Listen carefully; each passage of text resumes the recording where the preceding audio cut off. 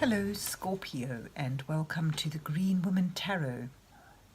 This is your weekly reading for the second week of September 2020.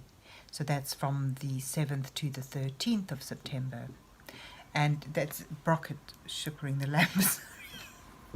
And it's a general reading, and just to see what sort of energies are around you at this time, to see what's on the cards for you. But before we dive into the tarot reading, I need to consult the oracle.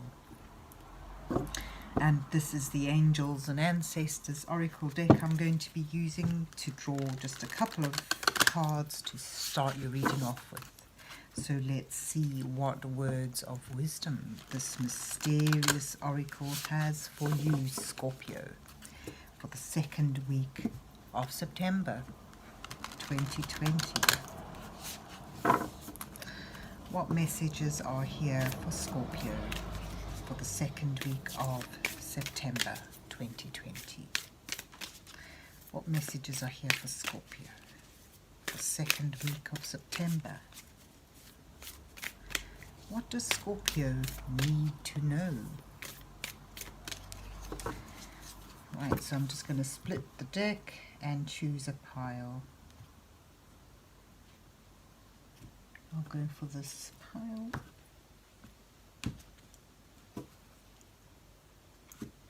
Okay.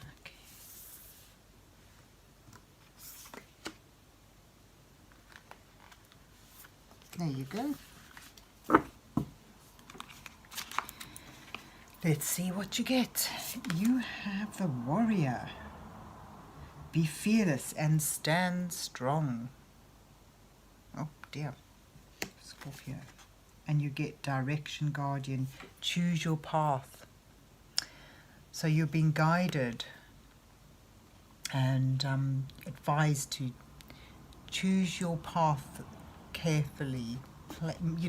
Research, make plans, make a wise decision on which way you want to go and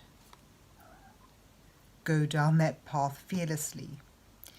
And stick with your determination. Stand strong. You may have to defend something by the looks of it. But let's see what the rest of the reading shows.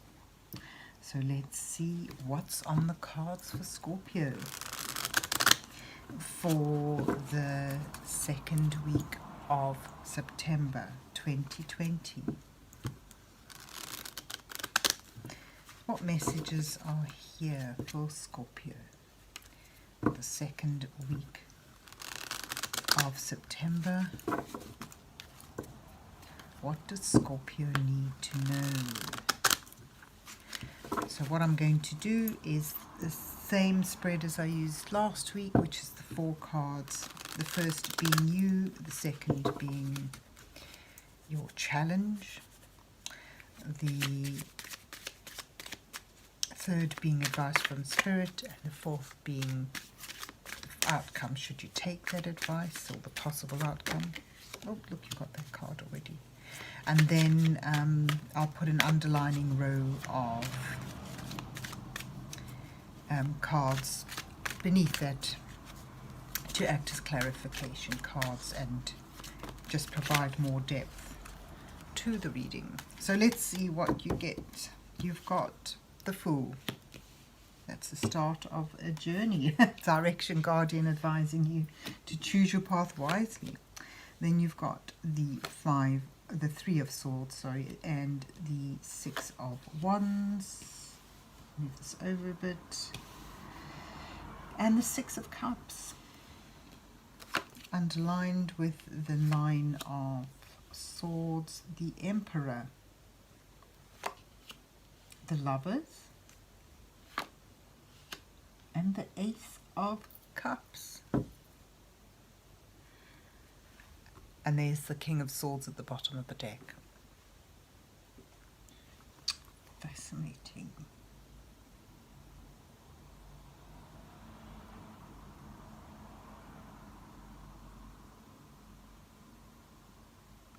Right, so to start off with, there's perhaps an opportunity, a new beginning, a new path you might be ready to embark upon, but underlining that is a lot of worry, anxiety. You've got the Nine of Swords, and that's interesting there. So although the Fool denotes stepping out onto a new path, a new adventure with fearless disregard for the dangers out there, with a total faith that everything will just fall into place and work harmoniously and happily. I'm getting a sense with these cards here, there's an underlining sense that this is something that is requiring a lot of faith, a lot of hope, and you may not be stepping out into this, on this path, in quite a carefree manner as that is indicated by the Fool, you know, bubbling up from the subconscious is a lot of fears, a lot of worry, and a lot of anxiety. And you get the direction guardian saying, choose your path. And I'm getting a sense it's, you know, an indication that this is a very worthwhile opportunity to go for, an adventure that can have brilliant outcomes for you, but you need to think, but not overthink. That's the trouble with the Nine of Swords. You need to have not only trust, but some degree of planning, some choice that needs to be made before you jump. And with the King of Swords at the bottom of the deck, he's run away now. Oh, you've got the World beneath that. So with the King of Swords at the bottom of the deck, it's sort of saying use your intellect, use your past experiences wisely, draw upon your past experiences to help you make a decision, to help you choose. And once you've chosen, you need to stick with it. It's almost like saying make a good choice, because once you've made it, there's no going back. So, what are your challenges? Well, there is a sense of heartbreak, a sense of perhaps regret and betrayal. This is, I'm thinking, what you're worried about, that you will deeply regret what you are about to embark upon. It may have involved heartache in a romantic sense, but it could just simply be a sense of regret and a sense of betrayal. However, again, pretty much like the King of Swords, you've got the Emperor sort of saying your challenge as well is to make this plan, to form a plan, a series of steps to follow, to strategize carefully, because this is something, this endeavor is something that can really build up into a source of security and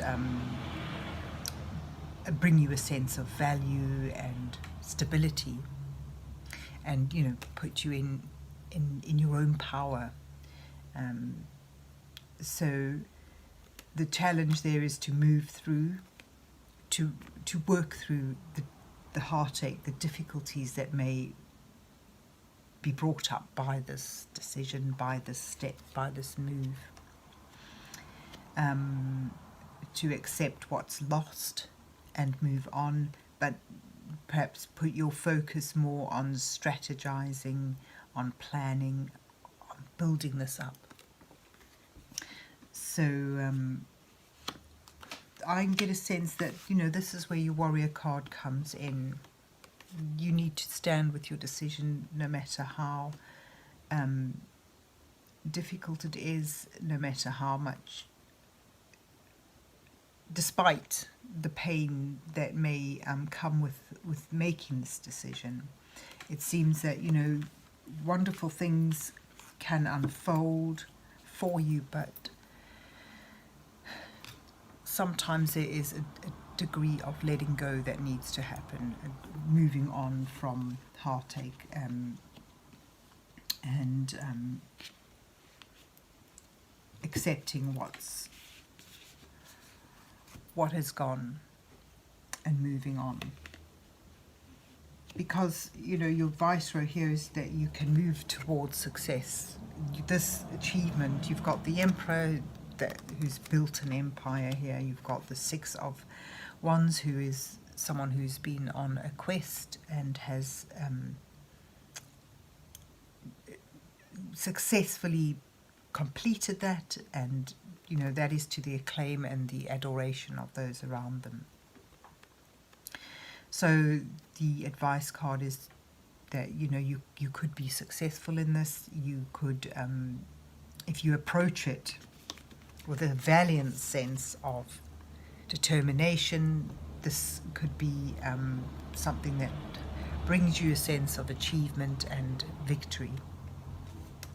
And you've also got the Lovers here sort of saying, I'm thinking if it might connect to that heart, but you need to focus, build on bonding and working in harmony with your partners in this endeavor, and you know, it's going to involve two opposites blending in order to make something that is strong and secure.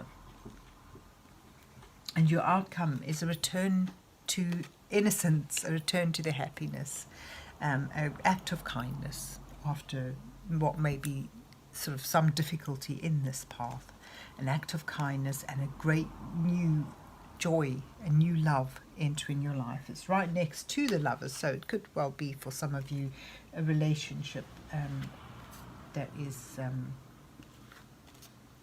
unfolding and about to come to fruition. So you've got for your outcome overall, though, a great new joy entering your life, and that's connected to an act of kindness,